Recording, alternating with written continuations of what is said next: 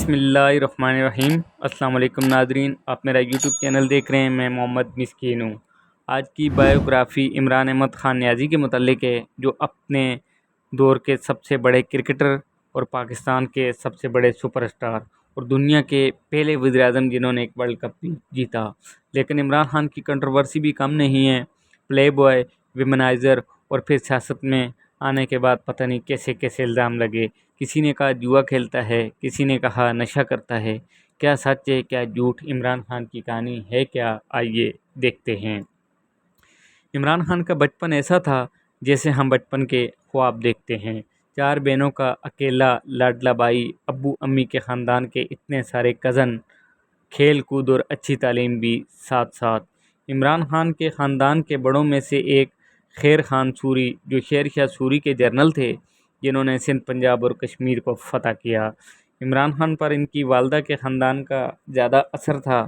عمران خان کی والدہ کے خاندان سے 2 کرکٹر پاکستان کی طرف سے کھیل چکے ہیں۔ اس وجہ سے عمران خان کو کرکٹ کا شوق تھا۔ بچپن میں عمران خان کو پتنگ بازی کا شوق تھا، لیکن کبھی خود پتنگ نہیں خریدی، ہمیشہ لوٹ کر اڑایا کرتے تھے۔ عمران خان نے کرکٹ کا آغاز ایچیسن کالج سے کیا۔ یہ لاہور کی ایلیٹ کلاس کا کالج ہے۔ اس کالج کی کرکٹ ٹیم میں عمران خان کو جگہ مل گئی۔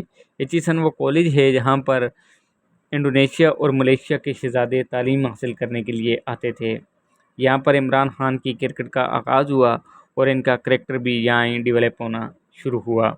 یہاں سے عمران خان آکسفورڈ یونیورسٹی پہنچے۔ اپنی محنت کے بل بوتے پر عمران خان نے آکسفورڈ یونیورسٹی کی کرکٹ ٹیم میں جگہ بنائی اور کچھ ہی عرصے کے بعد کیپٹن بن گئے۔ عمران خان کو پہلے نان انگلش کیپٹن ہونے کا اعزاز حاصل ہوا۔ عمران خان انگلینڈ کی کرکٹ کی ٹیم میں جگہ بنا سکتے تھے، مگر ان کے کزن ماجد خان نے سمجھایا کہ آپ جو عزت پاکستان کو دلوا سکتے ہیں وہ انگلینڈ کو نہیں، اور یوں 3 جون 1971 کو برمنگھم میں عمران خان کا پاکستان ٹیم کی طرف سے ڈیبیو ہوا۔ ڈیبیو زیادہ اچھا نہیں تھا، صرف 5 رن بنا سکے اور بولنگ میں 29 اوور کروانے کے بعد بھی کوئی وکٹ نہیں ملی۔ انہیں پہلی وکٹ 3 سال بعد 1974 میں ملی۔ اس وقت لگتا تھا کہ یہ عام سا کھلاڑی ہے، کسی بھی وقت ٹیم سے نکالا جا سکتا ہے، لیکن عمران خان نے کچھ اور ہی سوچ رکھا تھا۔ میڈیم پیسر تھے، لیکن مزاج فاسٹ بولر جیسا تھا۔ میڈیم پیسر کے طور پر خاص کامیابی نہیں ملی تو فاسٹ بولنگ کرانا شروع کی۔ فٹنس کو اپنا جنون بنایا۔ اس محنت کا نتیجہ یہ نکلا کہ 1977 میں پاکستان اور آسٹریلیا کی سیریز چل رہی تھی۔ پاکستان پہلے ہی میلبورن میں ہار چکا تھا اور سڈنی میں بھی حالات خراب تھے۔ اپنے ڈیبیو کے 6 سال بعد پہلی بار عمران خان نے 5 وکٹیں لیں اور پاکستان نے آسٹریلیا کو گھر میں ہرایا۔ دلچسپ بات یہ کہ اس وقت نیوٹرل امپائر تھے اور نہ ہیلمٹ تھا۔ عمران خان جب اس میچ میں باؤنسر کرانے لگے تو امپائر غصہ کر گئے اور پاکستان کے کپتان مشتاق احمد کو کہا کہ عمران خان کو سمجھائیں ورنہ میں بولنگ نہیں کرنے دوں گا۔ سڈنی ٹیسٹ کے بعد عمران خان اور پاکستان کی ٹیم نے پیچھے مڑ کر نہیں دیکھا۔ عمران خان کو جلد ہی ٹیم کا کپتان بنا دیا گیا اور اس کے بعد ایک سے ایک فتح ملتی گئی۔ جاوید میانداد کے شارجہ میں چھکے کے بعد کرکٹ کے ایک نئے دور کا آغاز ہوا اور اس کے بعد شارجہ میں تقریباً 10 سال تک پاکستان بھارت کو ہراتا رہا۔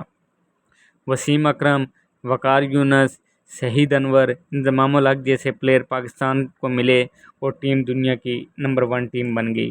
1987 کا ورلڈ کپ آ پہنچا، جو کہ ایشیا میں کھیلا جانا تھا۔ عمران خان نے اس ورلڈ کپ کے بعد ریٹائر ہونے کا فیصلہ کیا۔ عمران خان کا کہنا تھا کہ ریٹائرمنٹ اس وقت لینی چاہیے جب آپ پرفارمنس میں ٹاپ پر ہوں، نہ کہ بے عزت ہو کر نکلنا چاہیے۔ خیر، پاکستان سیمی فائنل میں ہار گیا اور پاکستان 1987 کے ورلڈ کپ سے باہر ہو گیا۔ عمران خان نے 16 سالہ کیریئر کے بعد ریٹائرمنٹ لے لی۔ 1987 میں صدر جنرل ضیاء الحق تھے، جو کہ کرکٹ کو پسند کرتے تھے۔ عمران کی ریٹائرمنٹ کے بعد پاکستانی ٹیم کو ویسٹ انڈیز کے دورے پر جانا تھا۔ اس وقت ویسٹ انڈیز کے خلاف کھیلنا ایک ڈرانے خواب سے کام نہیں تھا۔ دنیا کے سب سے خطرناک بولر اس ٹیم کا حصہ تھے۔ جنرل ضیاء الحق نے عمران خان سے ریکویسٹ کی کہ آپ واپس ٹیم میں آئیں۔ عمران خان مان گئے۔ پاکستان نے وہ سیریز برابر کھیلی اور عمران خان مین آف دی سیریز قرار پائے۔ اسی دوران عمران خان کی والدہ کو کینسر کی تشخیص ہو چکی تھی۔ عمران خان کو اپنی والدہ سے بہت پیار تھا۔ عمران نے جب اپنی والدہ کی تکلیف دیکھی اور علاج کے لیے جو مشکلات آئیں اور جو اخراجات آئے تو عمران خان نے سوچا کہ عام غریب لوگوں کو اس بیماری میں کتنی اذیت سے گزرنا پڑتا ہوگا۔ تو اس وقت عمران خان نے غریبوں کے لیے کینسر اسپتال بنانے کا خواب دیکھا جو کسی بھی چیلنج سے کم نہیں تھا۔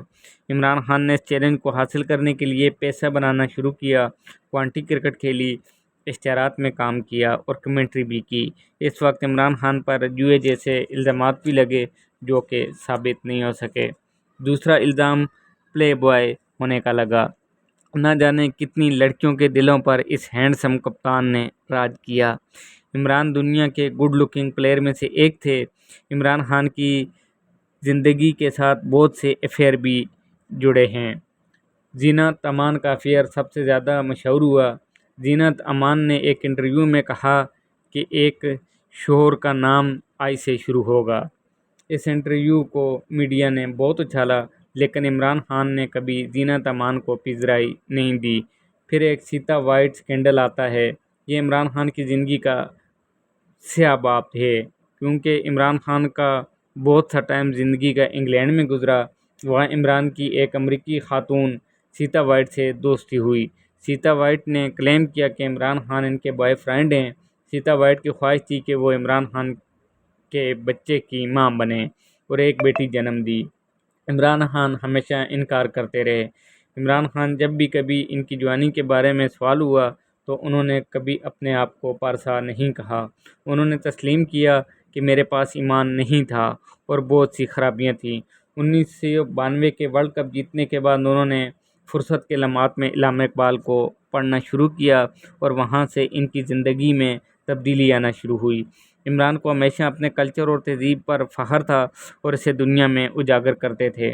جمائمہ خان نے بھی عمران خان کا پورا ساتھ دیا اور اپنے آپ کو مشرقی تہذیب کے مطابق ڈالنا شروع کیا۔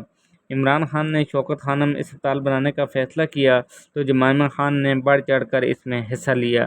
شروع میں عمران خان کو سیاست کا شوق نہیں تھا، لیکن حالات کو دیکھتے ہوئے 1996 میں انہوں نے اپنی سیاسی جماعت تحریک انصاف کے نام سے بنائی اور سیاست کا آغاز کیا۔ سیاست میں آنے کے بعد عمران خان سیاستدانوں کے ہیرو تھے۔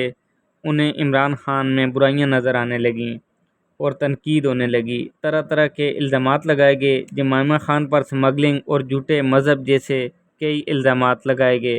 آخرکار جمائمہ نے عمران خان سے کہا کہ آپ میرے ساتھ برطانیہ جائیں یا مجھے طلاق دیں، لیکن عمران خان نے کہا کہ میں اپنے ملک کو نہیں چھوڑ سکتا۔ عمران خان اپنی پارٹی کی طرف سے اکیلے نمائندہ ہوتے تھے، اکثر ٹاک شوز میں جاتے، کالم لکھتے اور اپنی آواز کو عوام تک پہنچاتے۔ 16 سال بعد 30 اکتوبر 2011 کو مینار پاکستان کے سائے تلے ہونے والے جلسے نے تاریخ بدل دی۔ بڑے بڑے سیاستدانوں نے تحریک انصاف میں شمولیت اختیار کی اور وہ ایک قومی لیڈر کے طور پر سامنے آئے۔ بہت سے لوگوں نے اس جلسے کے بعد کہنا شروع کیا کہ عمران خان جلد وزیر اعظم پاکستان بنیں گے۔ 2013 کے الیکشن سے پہلے وہ اسٹیج سے گر گئے۔ اس کے بعد بہت کچھ ہوا۔ الیکشن ہوئے، نون لیگ کی حکومت بنی، اس پر دھاندلی کا الزام لگا کر عمران خان نے دھرنا دیا۔ پھر اے پی ایس کالج کا افسوسناک واقعہ ہوا، ریحام خان سے شادی ہوئی، اس کے بعد پاناما پیپر آ گئے، نواز شریف نااہل ہوئے، جیل چلے گئے، ریحام خان سے طلاق ہوئی، ریحام خان کی کتاب بھی آئی۔ پھر 2018 کے الیکشن ہوئے اور تاریخ میں پہلی بار ایک کرکٹر وزیر اعظم پاکستان بن گیا۔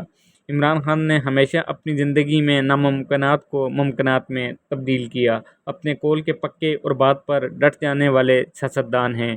ورلڈ کپ جیتنا، سیاسی جماعت بنائی، شوکت خانم کینسر اسپتال بنایا، نمل یونیورسٹی بنائی، وہ پاکستان کی ریاست کو ریاست مدینہ جیسی ریاست بنانے کا خواب دیکھتے ہیں۔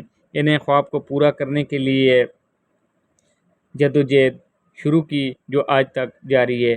3.5 سال بعد عدم اعتماد کے ذریعے ان کی حکومت ختم کر دی گئی اور وہ وزیر اعظم پاکستان نہیں رہے۔ یہاں میں اپنے ولاگ کو ختم کر رہا ہوں۔ عمران خان کی جدوجہد ابھی جاری ہے۔ اس کے بعد کے واقعات اور معلومات اگلی ویڈیو میں آپ کو ضرور بتائیں گے۔ اجازت دیجیے، اللہ حافظ۔